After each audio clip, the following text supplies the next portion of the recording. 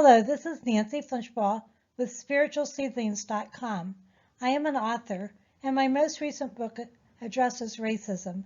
I think it's important to talk about race, and I'm conducting a series of interviews on this topic as a tribute to my late friend, Winky Mitchell. Today I'm interviewing Ruzanna Hernandez, assistant principal, an author, and a small business owner, who is also a wife and a mother of 2 children. She lives in Rancho Cucamonga, California. Ruzanna is the author of 2 books so far. I think more will be on the way. The first is Efficiency and Organization to Achieve More in Life, and the second, Efficiency and Personal Finances. She's sharing the wisdom she has learned as she's juggled full-time work, a small business, education, and family. She teaches us how we can get more done with organization and efficiency. Her goal is to help and empower people to reach their goals, especially helping people move out of low-paying jobs into higher-paying professional jobs. She can show you the way because she's been there and done that. Today I'm talking with her about racism, which also sometimes can be a barrier for people of color in getting ahead.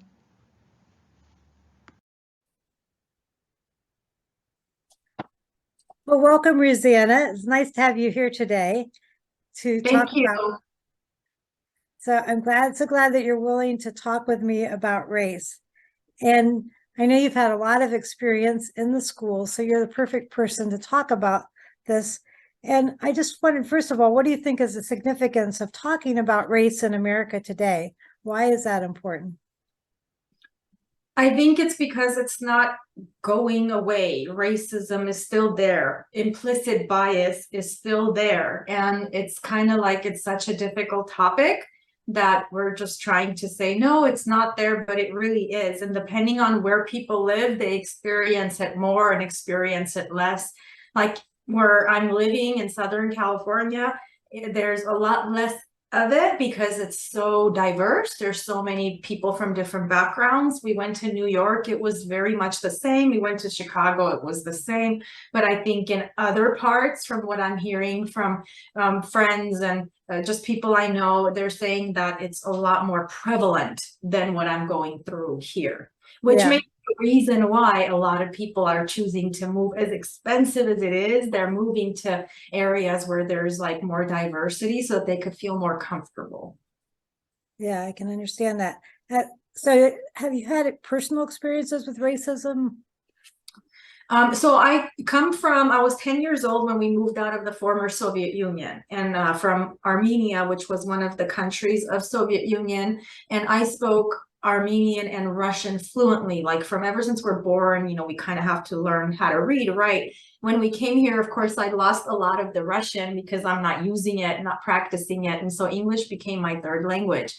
I'm not sure if it's racism as much as just like when people look at me, they can tell right away I'm not white. You know, it's my facial features, my hair, my eyes. And so like when over the years when I've tried to get promoted to different positions, I've had to prove so much more because, you know, like people like me with my features don't get promoted. Even like my other physical features, like I'm barely 5'1" and I'm a very petite person. So it's like the promotions, again, you know, our livelihood, our jobs, it's so hard to get because it's like, oh, you know, they're so used to like the white male being in charge, right? And so I think that's what I've experienced. And I'm not sure if it's as much racism or if it's sexism, if it's implicit bias, maybe a little bit of everything. But yeah, I have definitely felt that, even in a very diverse place as Southern California. Well, you've been very successful and able to overcome some of those barriers. So I'm sure you have a lot to offer to other people. I'm curious, do you think it's important to discuss issues of race in the schools today? It's, I think, important to open it up as a topic of conversation and see where it goes. I think the problem we have is the critical race theory that they want to introduce people are basically saying, don't teach my child that this is what it is, just, I think we should open it up, but not necessarily teach kids that, this way or that way, this is right, this is wrong. But we should let it be a topic, maybe for kids to go and talk to counselors and let them know what they're experiencing. It should be some way, maybe through ethnic studies, like kind of bring it up, but to like just kind of not talk about it at all is not going to work. We have to bring it up because we have so many different groups of people living in this country, and when kids go home, their families talk, and when they come to school, they don't know like what to do with that information. And so that's why we need to do something about that. So one area you could talk about it is history.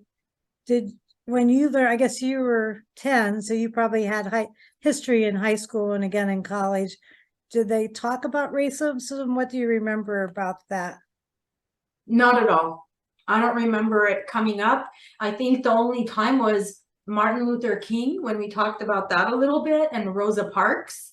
But that's about it. It was just like, well, this is what happened to Martin Luther King, and this is what happened to Rosa Parks. And so we learned that there was like the Jim Crow laws, and that there was a lot of racism before towards Black people. But it wasn't until like I didn't know that the same happened with Irish people, and that the same happened with German people, like when they immigrated, like way back when, like 200-300 years ago, and that they experienced those things too. So like, even then, like the Native Americans, we did touch on that, like the Trail of Tears, but like it was just so surface level, So maybe if we can talk more about the implications of what happens to these groups and how to prevent it is okay to do. Yeah, that'd be a good time. Maybe you said the implicit bias. You talked a little bit about that, and you think that's important for people to understand. Can you just explain what implicit bias means? What is that? Yeah, so when a person looks at me, they right away come up with like a perception, like my tone of voice even. I'll give you a good example. I have an African-American friend. I've known her for years. She said that she kept going on interview after interview to try to become a school principal. She said she just couldn't do it. Like she would come so close, but wouldn't get hired. And so she said one time she asked like a panel member who was willing finally to be honest with her and said, what is it that I need to do? And he told her, we think it's your tone of voice. Like you sound too female. What does that mean? That means that they don't see her as like this strong authoritative figure. And so that stuck with her. And it's kind of like you could say the same about me. I'm a very short, petite person. Am I like an authoritative figure? So it's like hard for me to prove like, no, you can trust me. I got this. I could do a good job in a leadership position. But the trust is not there. How do you explain that over 70% of teachers in the US are females, but yet in the leadership position, it's the complete opposite? Like when you're talking about administrators, 70% are men.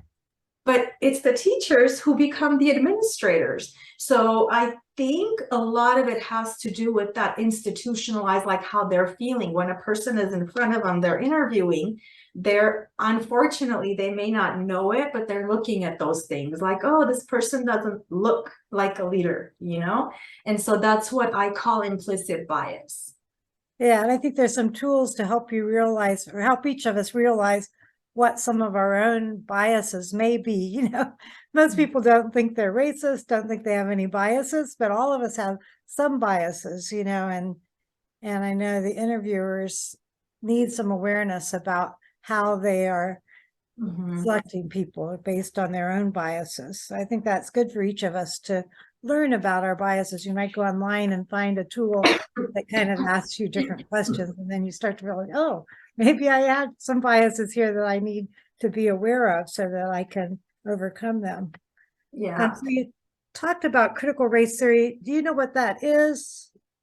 Yeah, I think basically the gist of it is teaching children that in our society that there's institutional racism, that even like drawing the lines for like the gerrymandering that they call it, like how we vote, how many representatives we get, that like they put minorities, they draw the lines where the minorities are here, whereas the non-minorities are here, that basically in our society, the way we do things, that there is like racism implied. That's what I understand critical race theory to be. And some of that is really pretty abstract for the younger students. It's maybe something that would be better taught on the college level. Yes, but doing something like ethnic studies, or at least like teaching kids what is it of value that the different cultures and groups bring to the table is good. You know, doing something like that, like celebrating Native Americans, celebrating Black Americans, that I think is a really good idea. They don't all celebrate. We have months for it, but you know, it's just kind of up to each school to see what they want to do. But I think at least talking about it, like the ethnic studies, is not a bad idea at all. Have you done any teaching like that? Or maybe it wasn't part of your subject matter. I guess you. Yeah, I used to be a math teacher, and I stayed pretty much on, you know, like and it's so controversial. I tried to stay away from it. Like one time I remember I had an issue. Remember when Kaepernick, I think he took the knee after it was like a football game. After that, I still remember I had students in my second period class, when the pledge would happen, they wouldn't stand. They would just take the knee, and I was like, what's going on? How do I address this? You know, and when you become a math, science teacher, even art teacher, we're specialized in art areas, so they don't really teach us what to do.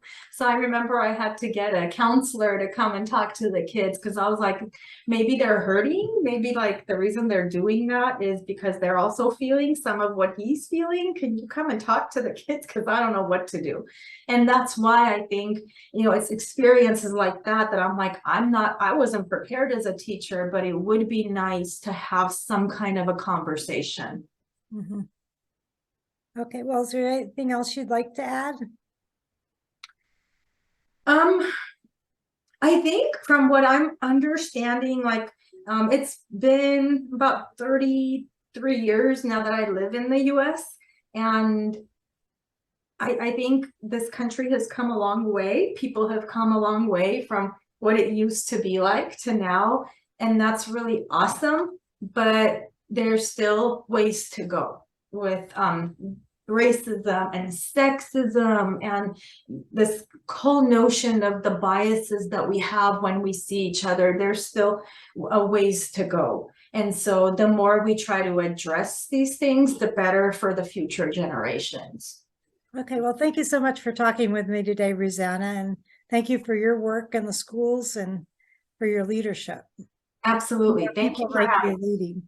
Thank you. I encourage you to explore Ruzanna's websites to learn more about her work at RuzannaHernandez.com and efficiencyandorganization.com. There you can also find links to her books available for purchase on Amazon and with Higher Ground Books and Media.